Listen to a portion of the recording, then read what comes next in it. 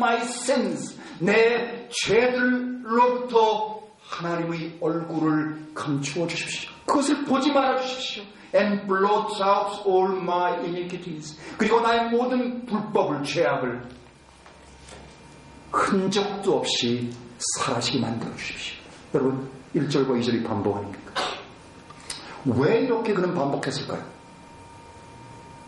그에게는 이 자신의 양심과 자신의 마음속, 이 심령 속 속부분 안에 자신의 범죄로 인해서 영향받은 이 자기의 속사람, 이 상처받은 속사람, 그리고 하나님의 책에 기록되어져 있는 자신의 이 범죄, 이 그 기록, 이것들로 인해서 그는 견딜 수 없었던 것입니다. 이 문제가 해결되는 것이 그에게는 최우선이었고 가장 중요한 문제였던 것입니다. 밥을 먹는 것보다도, 어떠한 말을 하는 것보다도 하나님 앞에 이 말씀을 드리고 청원을 드리는 것이 참된 참회와 회개를 하는 사람이, 참된 자기 죄를 자각하는 사람이 마땅히 계속해서 하나님 앞에 외쳐야 될 말이기 때문에 다윗은 계속 이렇게 하고 있습니다. 여러분, 범죄한 영혼은 기쁘지 않습니다. 자기가 죄를 지금 짓고 있고 자기의 죄 아래의 영향 아래 있으면서도 그 사람이 기쁘다면 이건 심각한 문제라는 것입니다. 죄는 우리를 병들게 합니다. 근심과 수치와 고통이 그 영혼을 짓누르게 됩니다. 이것은 마치요, 우리 이 뉴질랜드에 살면서 맑던 하늘에 짙은 먹구름이 딱 끼게 되면 모든 대지가 음침함의 지배 속에 빠지게 되는 것과 똑같은 이치입니다. 음침하고 우울하고 차갑고 그런 상태. 그렇기 때문에 적어도 범죄한 성도가 근심과 고통 속에 있지 않다면 그 양심과 믿음은 이미 파산 상태나 다름이 없는 것입니다.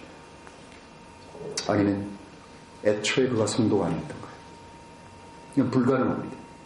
그렇기 때문에 다윗은 자신의 범죄로 인해서 짓눌리고 부서진 심령이 다시 회복되어 기쁨과 즐거움의 소리를 듣고자 했습니다. 그래서 그는 계속 청원합니다. Make me to hear joy and gladness, that the bones which you have broken may rejoice. 12절에 계속해서 12절을 여러분 보십시오. Restore unto me, 나를 회복시켜 주십시오.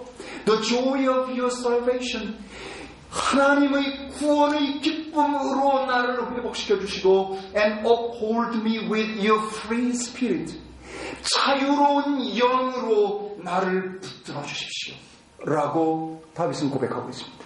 계속해서 14절 상반절에 보면 Deliver me from blood guiltiness, O God, you God of my salvation.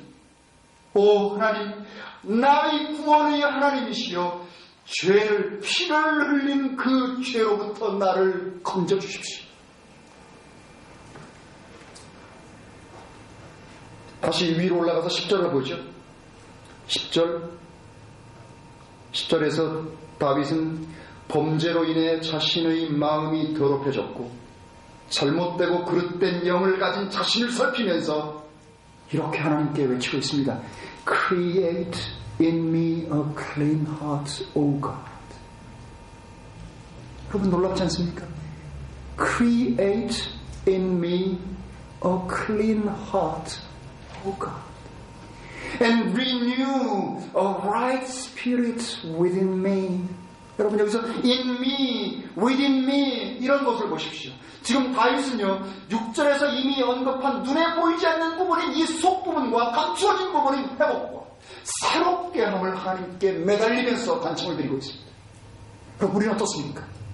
우리는 얼마나 다윗보다도 쉽게 범죄할 수 있고 얼마나 다윗보다도 그 마음을 돌이키지 않고 자기 뜻대로 버팅기고 고백하지 않으면서 우리의 것들을 주장하는 그런 마음 가운데 있기가 쉬운 존재들입니까? 얼마나 우리는 다윗보다 많이 그런 끔찍한 악행들을 그런 범하는 존재들입니까? 그런데 우리는 어떻습니까?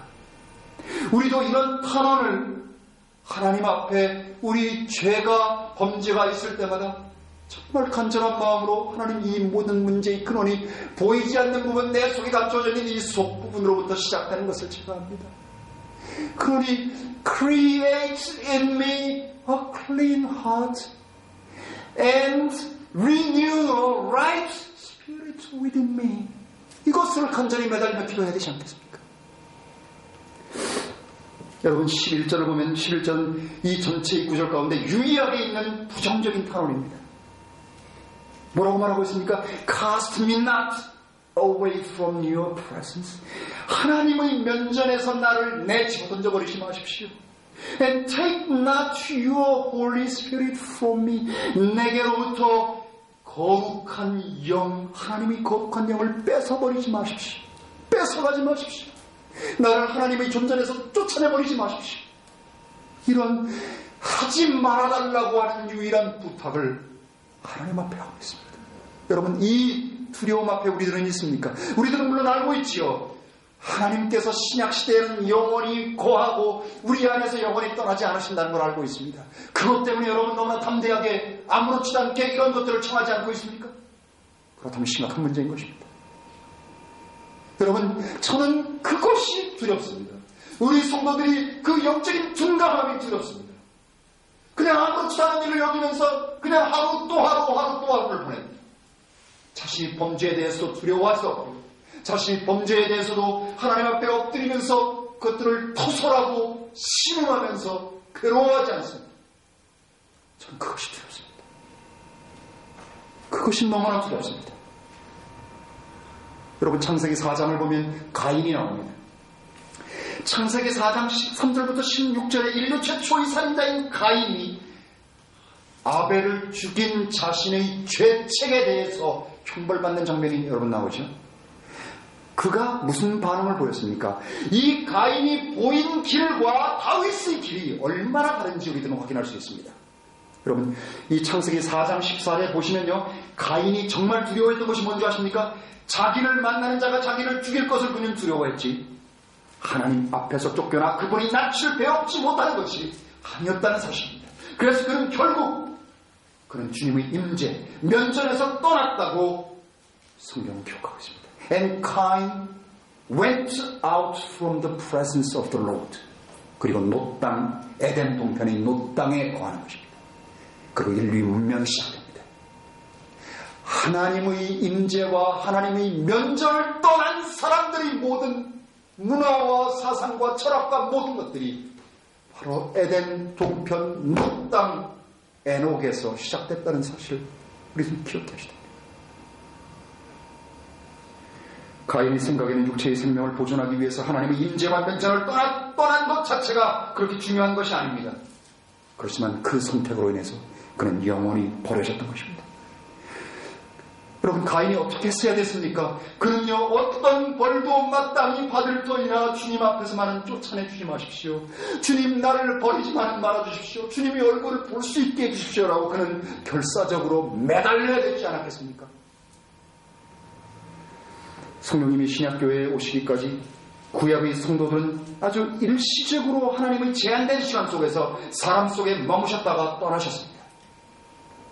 하나님만 소유한 그 영을, 그러나 신약시대의 교회는, 신약시대의 모든 지체는, 모든 형제와 자매들은 그 영을 우리 사람이 소유하게 되었다는 이 사실이 이 천지개벽할 기적인 것입니다.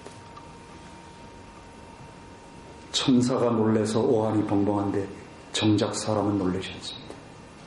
천사는 하나님의 영, 하나님에게만, 천사에게 아무에게도 나눠준 적 1초도, 나노세컨드도 나눠준 적이 없는 그 하나님의 영을 저 사람에게 말씀을 반역하고 하나님을 떠났던, 그러나 회개하고 하나님 앞에 돌아온 그 사람에게 하나님의 영을 주시는 것을 보고 천사들은 오한이 뻥뻥했습니다.